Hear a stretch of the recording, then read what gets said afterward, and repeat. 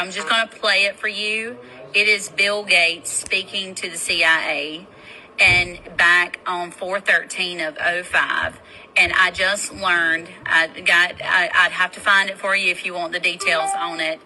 It's an article, obviously, where Bill Gates owns, more farmland than anybody else in the entire country.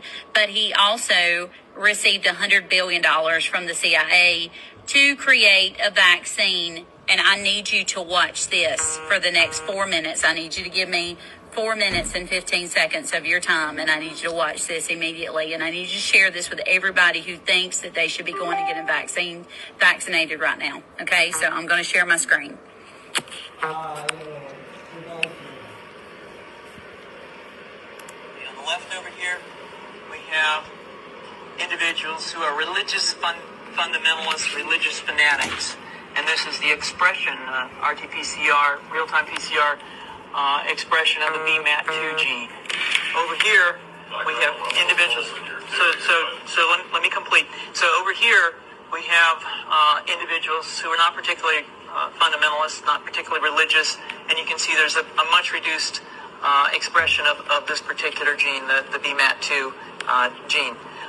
Another evidence that supports our hypothesis for the development of this approach.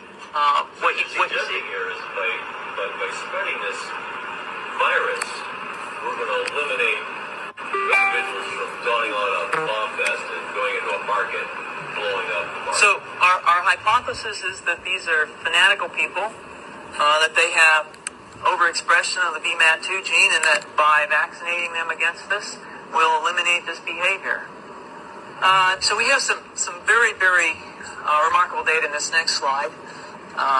Here we have two brain scans. These are fMRIs. These are two different individuals with different levels of expression of VMAT2.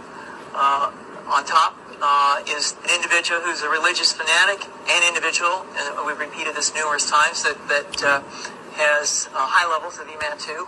Now, this individual down here who had low levels of the VMAT2 gene, this individual would self-describe as not particularly religious.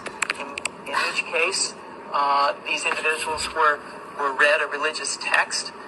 This individual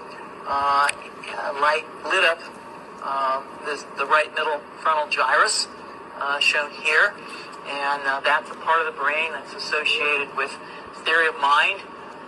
It's a part of the brain that has to do with intents and beliefs and desires. In marked contrast, here's an individual who would not particularly self-describe as religious, and when they're read a religious text, what you see is that this part of the brain, called the anterior insula, lights up. This is a part of the brain that's associated with disgust or displeasure on hearing something. So you're suggesting I take a CT scan with me when I'm evaluating people to determine whether they put a bullet in their head? So the data that I'm presenting here supports the concept that we're proposing, and I think that we would not propose to do CT scans or fMRIs on individuals out in the hinterlands of Afghanistan. The virus would immunize against this VMAT2 gene, and that would have the effect that you see here, which is it's essentially to turn a fanatic into a normal person. And we think that will have major effects in the Middle East. How would you suggest that this is going to disperse all? Well, so the present plan and the tests that we've done so far have used respiratory viruses, such as flu or rhinoviruses, and we believe that that's a satisfactory way to get the exposure of the largest part of the population. Most of us, of course, have been exposed to both of those viruses, and we're quite confident that this will be a very successful approach. This is fascinating. What's the name of this proposal? Yeah, so the name of this project is FunVax, which is the vaccine for religious fundamentalism. Did you have a proposal already? The proposal has just been submitted, and I think that the data that I have shown you today would support the development of this project, and we think it has great promise.